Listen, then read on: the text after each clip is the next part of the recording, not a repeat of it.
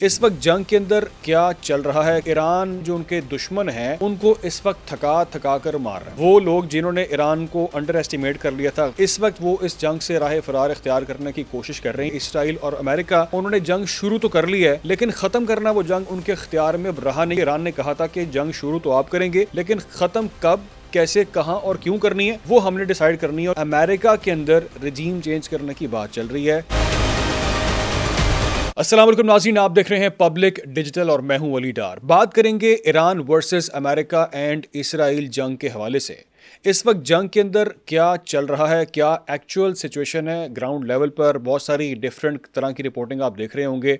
जो western media है, American media है, इसराइली मीडिया है, वो अपने अंदाज में खबरें रिपोर्ट कर रहा है और जो दीगर और प्लेटफॉर्म्स हैं वो भी अपने अंदाज में अपने रंग से खबरें रिपोर्ट कर रहे हैं। लेकिन मैंने जो इस वक्त फाइंडिंग अभी निकाली है, चीज़ें पढ़ी हैं सारी, वो मैं आपके सामने शेयर करता हूँ। आपको बताता हूँ कि एक्चुअल इस वक्त जो ग्राउंड रियलिटी है वो इस जंग के अंदर क्या है, ताकि आपको एक्चुअल जो पोजीशन है वो समझ आ जाए।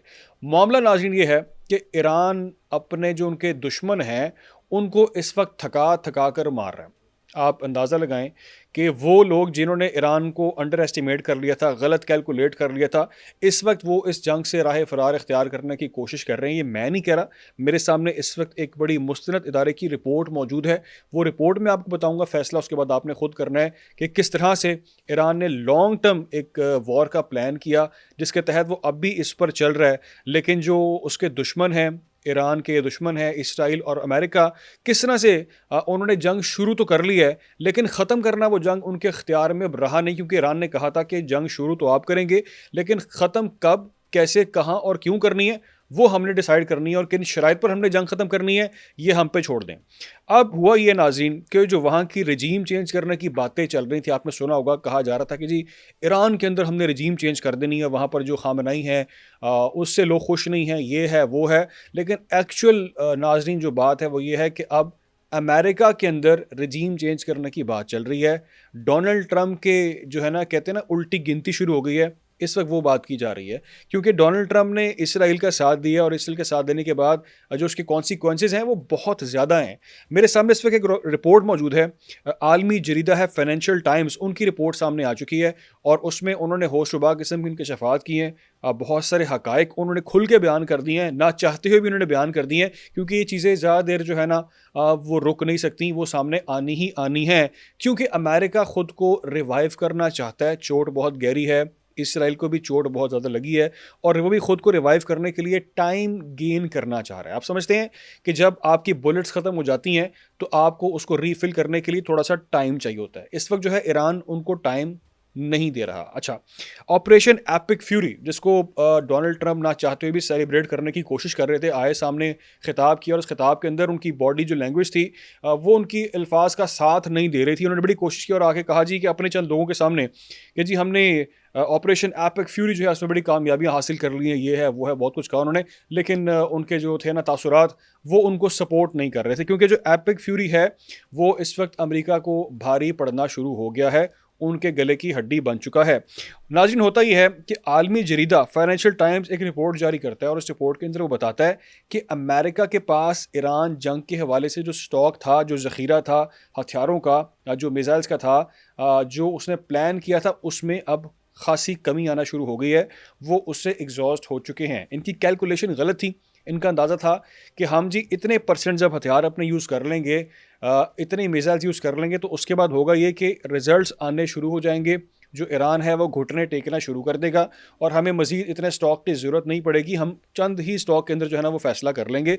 लेकिन उनको पता नहीं था कि वहाँ पर जो रजीम है वो चेंज नहीं होनी।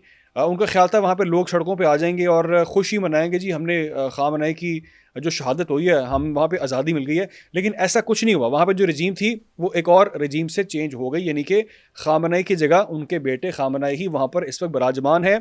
और ये भी गलत कैलकुलेशन थी कि वो आने के बाद कहेंगे जी भाईजान हमसे गलती हो गई है, हमें माफ़ी दे दें, जंग ख़त्म कर दें और जो आप कहते हैं ना हम मानने के लिए तैयार हैं। ऐसा नहीं हुआ, बल्कि वो आए हैं और उन्होंने आने के बाद दबंग किस्म का ऐलान किया और कहा है कि जी आप रिवेंज के लिए तैयार रहें, बदला हमने आपसे लेना और ये जंग अभी ख़त्म नहीं होनी। अगर ख़त्म होगी तो हमारी कंडीशंस के ऊपर जंग ख़त्म होगी, अदरवाइज़ आप सोचना भी ना।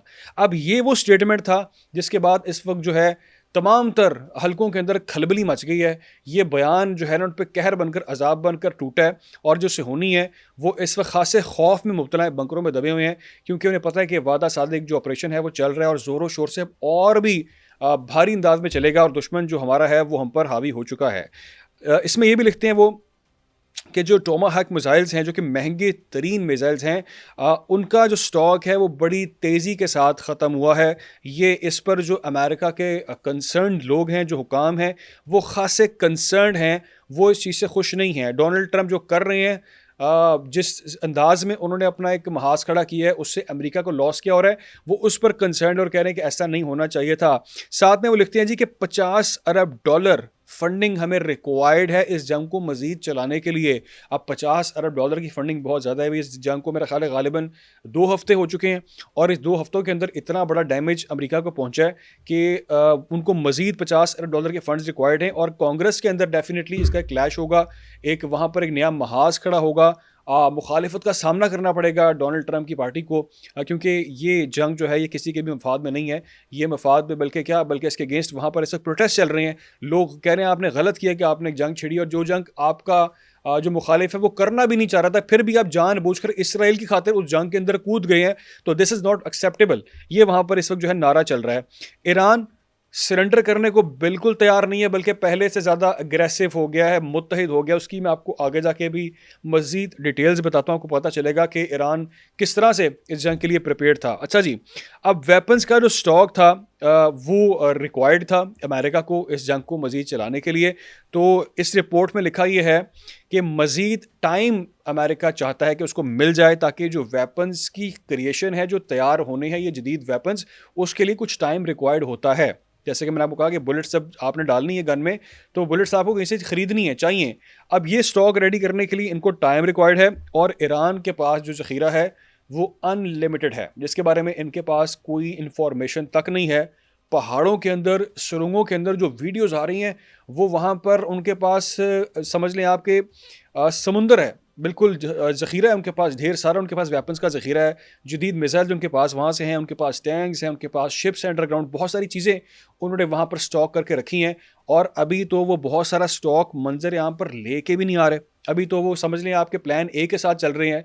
अभी प्लान बी है, प्लान सी है, प्लान डी है, क्योंकि they are prepare for 10 years. आने वाले अगले 10 सालों के लिए वो कहते हैं हम तैयार हैं और हम आहिस्ता आहिस्ता ग्रेजुअली इस जंग को लंबा लेके चलेंगे, जो कि हमारे मुफाद में तो है। हम तो इसके लिए वेल प्रिपेयर्ड थे, लेकिन आप इसके लिए वेल प्रिपेयर्ड नहीं हैं। जो हमारी मुज़ाहमती तंजीमें थीं, जिनमें हमास है, जिसमें हिजबुल्लाह है, जिसमें रेजिस्टेंट फोर्सेस है, जिनमें कुर्द हैं, जिनमें हूतीज़ हैं, आप उनको शिकस्त नहीं दे पाए।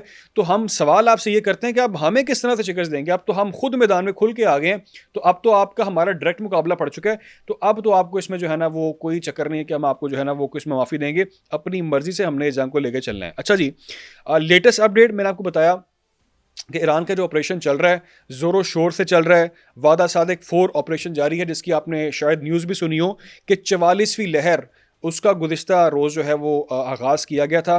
ये लहर इस तरह होती है जिस तरह से आप मिसाइल्स की बारिश करते हैं, आप ड्रोन्स की बारिश करते हैं दुश्मन के ऊपर, और वहाँ पर जो उसके असरात होते हैं वो आपको इसराइली मीडिया कभी भी नहीं बताएगा, कभी भी नहीं दिखाएगा, क्योंकि वहाँ पर सख्त किस्म की जिस वक्त है वो सेंसरशिप है। वहाँ पर रिपोर्ट करना अलाउ नहीं है। वहाँ पर जो इस वक्त खंडरात के मंजर नज़र आ रहे हैं वो नहीं दिखाए जा सकते। तो वहाँ पर सिचुएशन खासी ख़राब है। लेकिन अच्छी बात यह है कि ईरान वॉर क्राइम्स नहीं कर रहा। डे 1 से ईरान ने इस जंग के अंदर वॉर क्राइम्स नहीं किए। जिस तरह से ईरान के अंदर तो बच्चियों को शहीद किया गया, मासूम लोगों को टारगेट किया गया, गज़ा के अंदर वॉर क्राइम्स किए जा रहे हैं, उस पर कोई बात नहीं करता।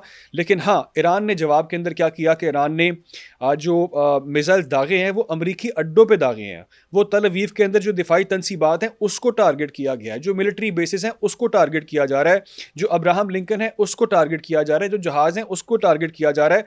तो ये ईरान का रिएक्शन है। और वो समझते हैं कि जो वहाँ पे सॉफ्टवेयर हाउसेज हैं, जो उनके आईटी सेंटर्स हैं, जहाँ पर ये तमाम तर एआई टेक्नोलॉजी तैयार की जाती है, तो उस तरह की चीज़ों को टारगेट किया जा रहा है, बजाय से कि आप निहत्ते लोगों को निशाना बनाएं। ये चीज़ ईरान की जानिब से नहीं की जा रही, जो कि डेफिनेटली एक जंग के असूल के मुतरादिफ है। अच्छा, इसके अलावा पेंटागन का बयान आज सामने आता है और पेंटागन इस पर जो ऑफिशियली स्टेटमेंट जारी करता है वो ये कहता है जी कि मुश्तबा खामनई जो हैं वो ज़ख्मी हैं। ठीक है, ज़ख्मी के साथ साथ वो मंजर आम से गायब हैं, वो छुपे हुए हैं। चलिए जी, आपकी बात मान लेते हैं कि मुश्तबा खामनेई छुपे हुए हैं, आप उनको प्रोवोक कर रहे हैं, आप चाहते हैं कि वो खुल इस बात के जवाब में एक पैनिक वहाँ पर फैल जाए ईरान के अंदर और वो उनको सामने आना पड़ जाए और आप अपने जो अहदाफ हैं वो हासिल कर लें।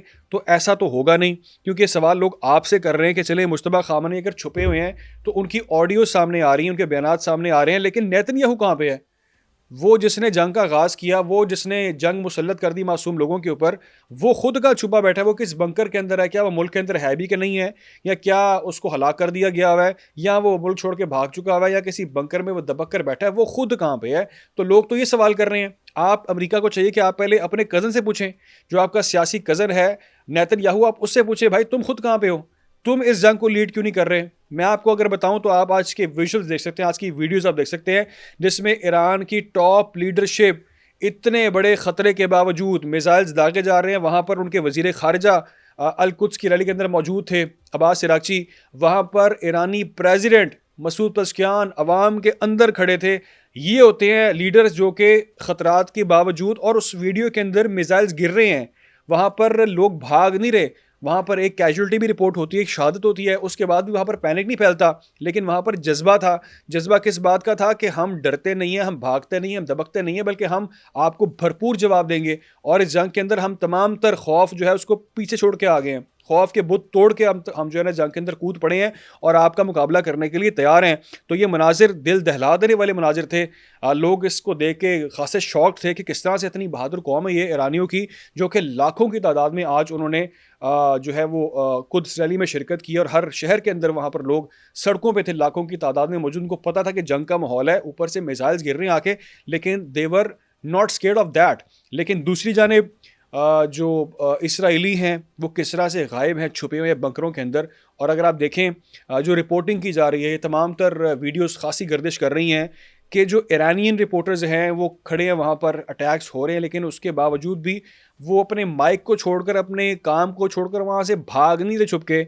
लेकिन दूसरी जानिब जो वीडियो सामने आ रही हैं डिफरेंट मीडियाज़ की जानिब से, उसमें ये लोग तल अवीव के अंदर किस तरह से वहाँ से भाग रहे हैं, छुप रहे हैं। तो ये तो कैजुअल्टीज़ वहाँ पे जो है वो रिपोर्ट भी हो रही है और सामने भी हकीकत आ रही है। लेकिन सवाल आपसे ये किया जा रहा है कि आपके जनाब जो नेतन्याहू वो किधर छुपे बैठे हैं, उनके बारे में आप आंसर पहले कर दें। ट्रंप इस वक्त जो है वो फेस सेविंग चाहते हैं, उनके पास वापसी का रास्ता कोई नहीं है, उनके बयानात आपस में साथ नहीं दे रहे। एक तरफ वो बयान देते हैं जी हमने जंग जो है वो बहुत जल्द ख़त्म कर देनी है, हमने अपने अहदाफ हासिल कर लिए हैं, तो हमारा टारगेट अचीव है। अगले दिन वो जनाब आते हैं और उनका एक बयान बिल्कुल पहले बयान से डिफरेंट होता है। वो कहते हैं जी कि हम अभी इस जंग को चलाएंगे जब तक हमें हमारे अहदाफ नहीं मिल जाते। लोग भी हैरान है, परेशान है, भाई ये इनकी मेंटल कंडीशन ठीक भी है कि नहीं है? ये क्या दोगले किस्म के स्टेटमेंट झाड़े हैं और बातें कर रहे हैं? तो कंफ्यूज्ड हैं खासे। स्टॉक मार्केट्स क्रैश कर रही हैं, पेट्रोल की प्राइसेस आउट ऑफ कंट्रोल हो चुकी हैं, इकोनॉमिक डेंट खासा पड़ चुका है गहरा, फिर आपका अपना हुर्मुज़ हाथ से निकल चुका है, तो खासा बड़ा लॉस आपको बर्दाश्त करना पड़ा है। अमेरिका के अंदर भी प्रोटेस्ट चल रहे हैं और लोग बात कर रहे हैं कि भाई इस जंग को फ़ौरन रोको, ये किसी के मफाद में नहीं, बल्कि इसका नुकसान हमारे आने वाले जो नस्लें हैं उस तक इसका नुकसान रहना है। तो खासा डैमेज इस वक्त जो है वो इस जंग के अंदर इसराइल और अमेरिका को बर्दाश्त करना पड़ चुका है। सिचुएशन यहाँ तक वर्स्ट हो चुकी है इन लोगों के लिए कि आप अंदाज़ा लगाएं, सबसे बड़ा जो उनका हरीफ है वो है रूस। रूस से अमेरिका ने पाबंदियां हटा दी हैं कि रूसी जो तेल है, अमेरिका ने रूसी तेल पर से आयत पाबंदियां हटा दी हैं और टिल 11 अप्रैल तक छूट दी गई है कि आप तेल दे सकते हैं, और बहुत सारी कंट्रीज़ अब उसको लेकर जो है वो चल रही हैं। तो यहाँ तक मामला आ चुके हैं। अभी मैं चीन की डिस्कशन में नहीं जा रहा कि चीन इसमें क्या कुछ कर रहा है और रूस आने वाले दिनों में क्या कुछ करेगा। बहुत सारी चीज़ें, बहुत सारी हैपनिंग्स हो रही हैं, हर एक मिनट के बाद जो है नाज़रीन वो चीज़ें बदलती जा रही हैं। लेकिन मैं आपको यकीन से कह सकता हूँ जितना मैंने इंटरनेशनल मीडिया को पढ़ा, स्टडी कर रहा हूँ, देख रहा हूँ, आज समझ ही आता है कि जंग के अंदर अमेरिका ने जल्दबाजी कर ली है। जो चीज़ उन्होंने शुरू की है वो शायद उनके इख्तियार में थी शुरू करना, लेकिन उसका अख्तिताम खासा हौलनाक इनके लिए होने जा रहा है।